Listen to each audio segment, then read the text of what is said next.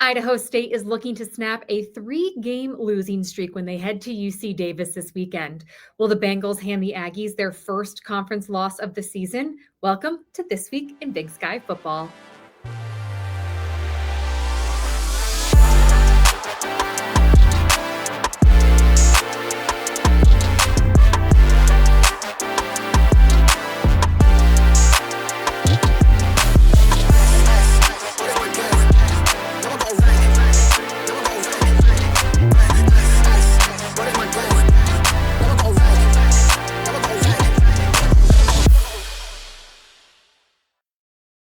Hello and welcome to This Week in Big Sky Football. I'm Megan Robinson. UC Davis has lost 13 players, including 5 All-Americans, to season-ending injuries. However, the Aggies rank 6th in the FCS, have a 6-1 overall record, and are 4-0 in the Big Sky. If they want to remain undefeated, they'll have to take down an Idaho State team who's hungry for a statement win. For more on this matchup, let's bring in Aggies head coach Tim Plough.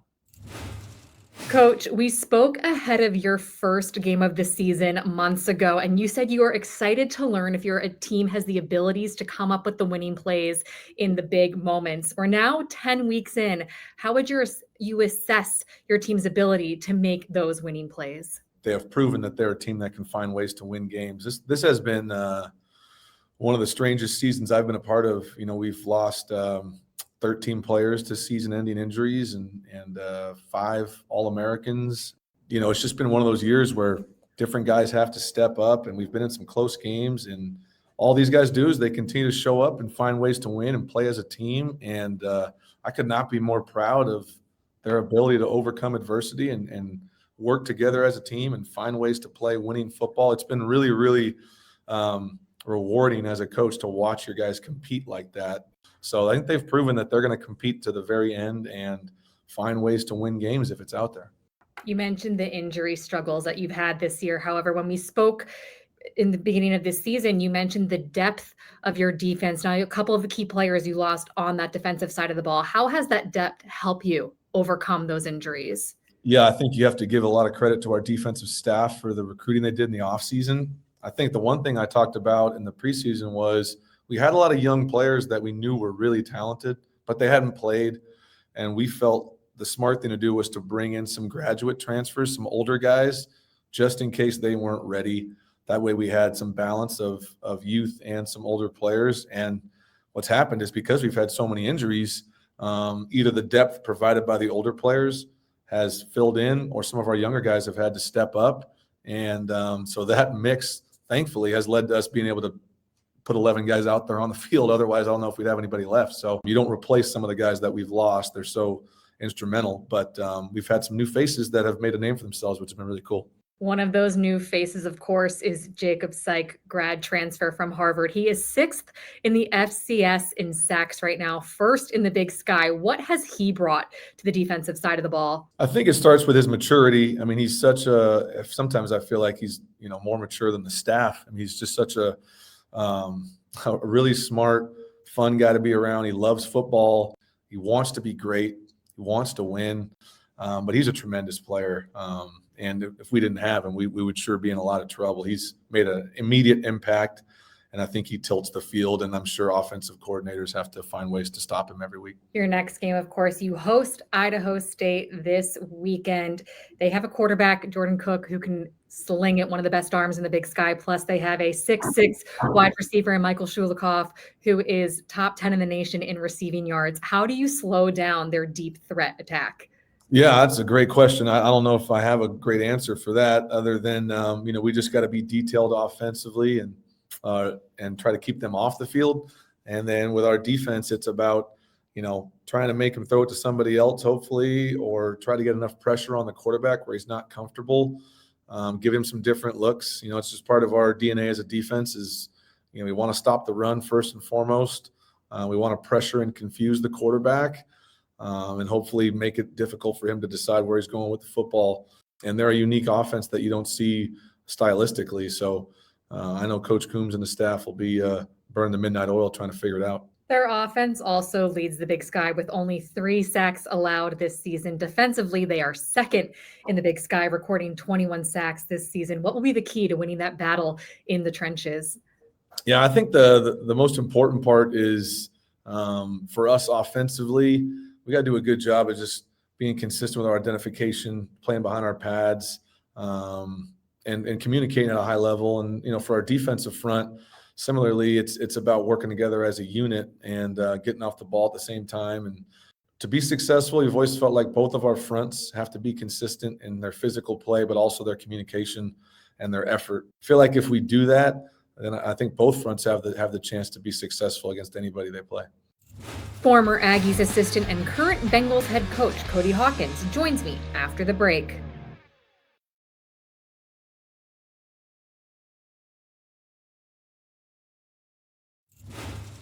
Welcome back to This Week in Big Sky Football. I'm Megan Robinson. Saturday will be a bit of a homecoming for Idaho State head coach Cody Hawkins. His dad is the former head coach for UC Davis. Plus, Hawkins himself spent 6 years as an assistant on the coaching staff, several of those under then offensive coordinator, now head coach Tim Plough. How will he feel being a visitor in Davis this weekend? Let's find out.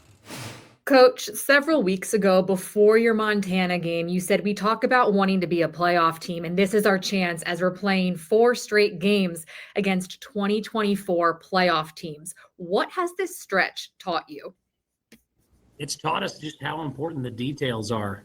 Coming down the stretch here, obviously did not play as well as we wanted against Montana State, but being just a couple plays away from the Northern Arizona game and the Montana game showed guys that were physically capable, but there's a competitive mentality, a competitive maturity that those playoff teams have, and we got to continue to work on executing in situational football, third down, red zone, end of half situations, end of game situations if we want to get where we want to go. And while that's been a little frustrating to go through some of these growing pains, I think there's actually been a growing confidence just because our guys have physically been able to play with some of those good teams, but now the ball's in our court to make the changes necessary to be successful.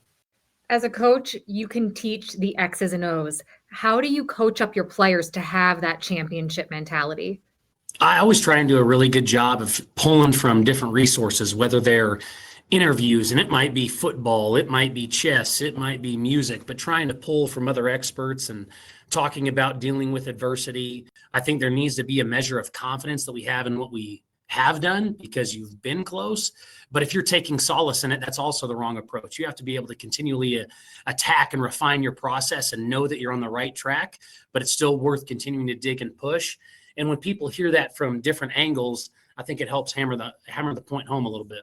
Coach, you mentioned that your guys have learned that they physically can compete with some of these other teams. One of those guys who has been competing is Michael Shulikov. He is 10th in the nation in receiving yards. Why is he so hard to contain? Mike Shulikov is just a big target. He's such an easy guy to see wherever he's at on the field, and he makes a great job, or does a great job making contested catches. There are even some plays where we'll get with him and just say, hey, Mike is the check down. Just throw it to Mike and something good will happen. And I just appreciate all the work that Michael has put in culturally for us and physically to get himself in a position to play. We appreciate his attitude and his work ethic and what it's done for our football team. Coach, looking ahead to this week, you return to UC Davis, a place that has been an important part of your coaching journey. How do you think you'll feel being on that field, but this time as a head coach of the opposing team?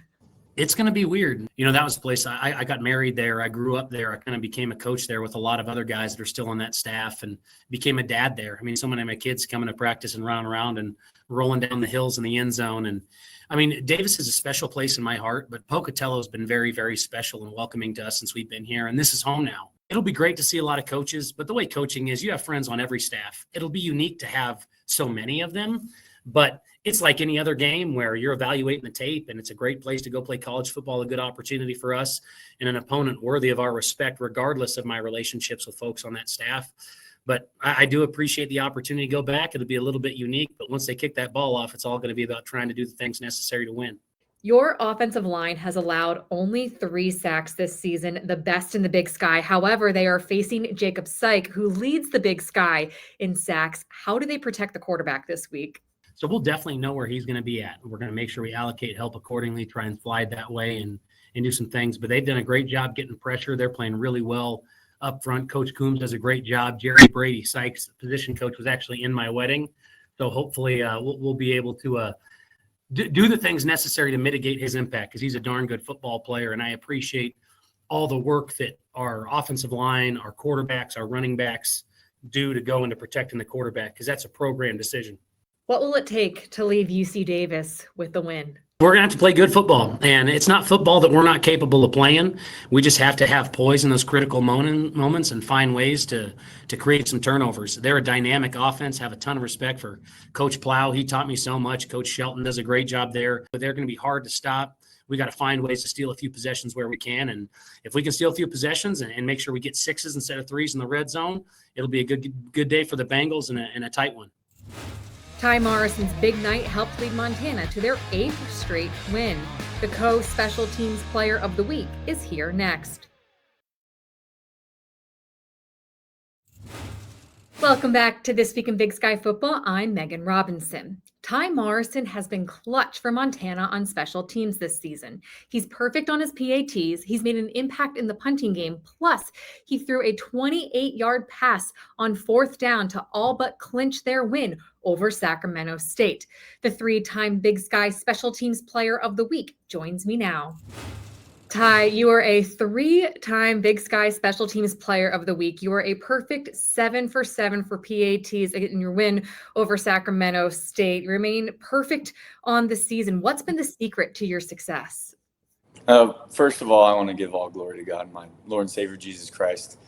But the secret to success, I would say, has been the repetitions that we get during the off season and during the week, and being able to work with my holder, Brooks Davis, who's obviously a great receiver too. He has great hands. Grayson Peebles, the best long snapper I've ever seen. So being able to work with those two guys is just unreal.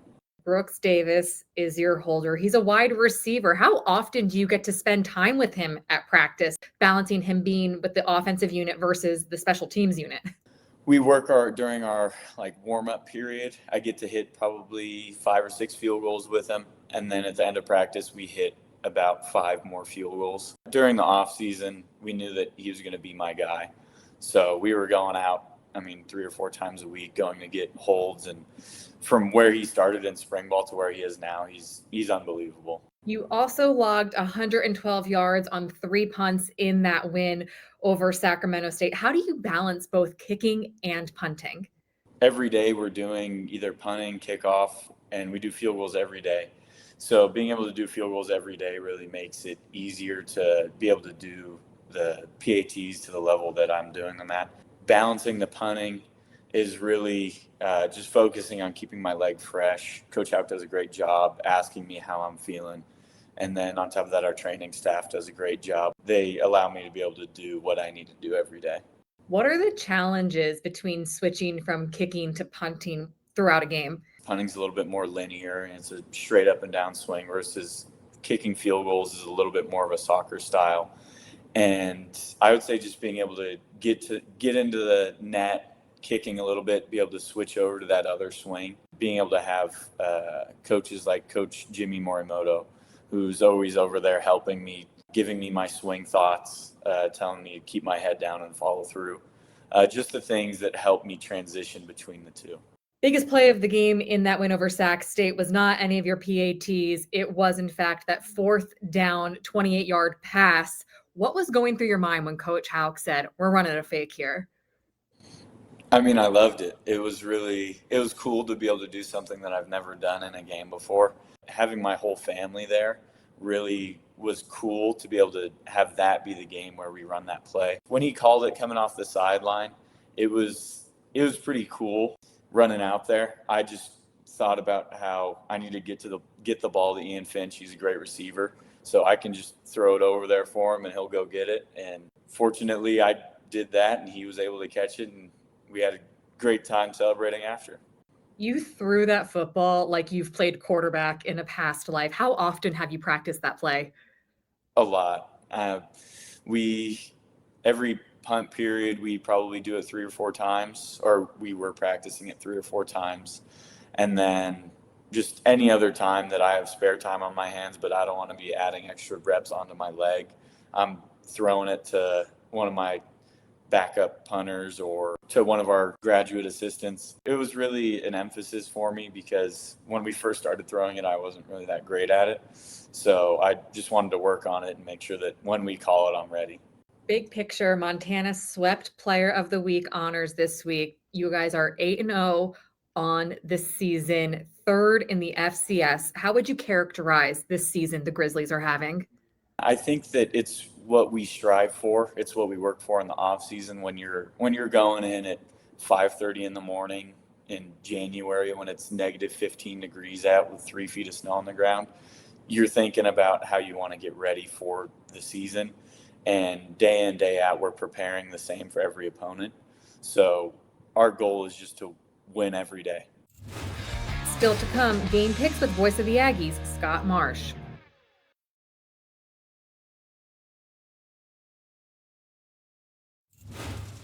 Welcome back to This Week in Big Sky Football. I'm Megan Robinson, joined now by the voice of the Aggies, Scott Marsh. Scott, I talked to Coach Plow, and he said that this has been one of the strangest seasons he's ever been a part of as far as injuries and the next man up mentality. You've covered this program for quite some time now. How would you describe this season? It's been a year of sleepless nights for sure, because our first 3 games were all road contests. They were late games. We didn't get back till 3:34 in the morning. So that's kind of part of it when I look back.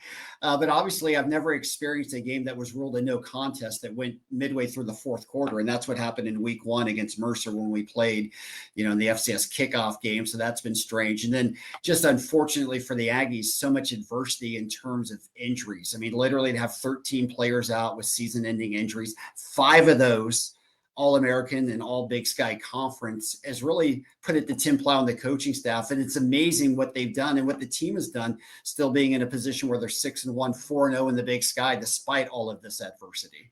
You said it, 6-1 in overall, 4-0 in the Big Sky. What has impressed you the most about the 2025 Aggies?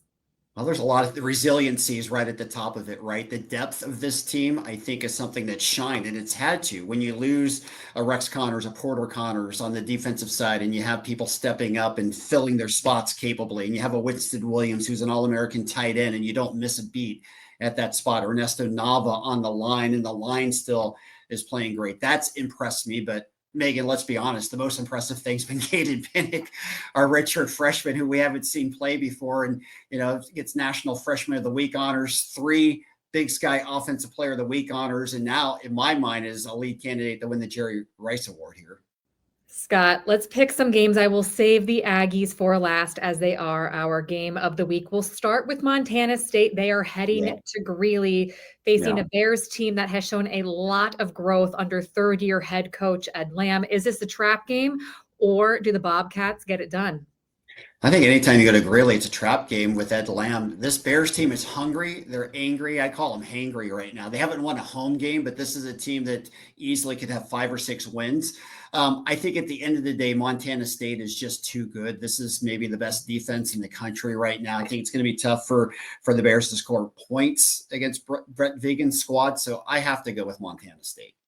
Montana State, one of the best defenses. Montana, one of the best offenses. They are visiting Ogden this week. We all remember that Montana Weber State game last year. The Wildcats got it done in Missoula in overtime. Will the Grizz get their revenge on Saturday?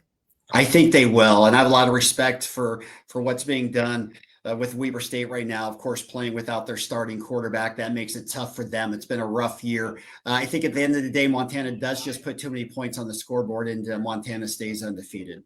Finally, our game of the week, Idaho State heading to Davis to take on UC Davis. UC Davis 4-0 in conference play. Bengals looking to snap a 3-game losing streak. Who you got in this one?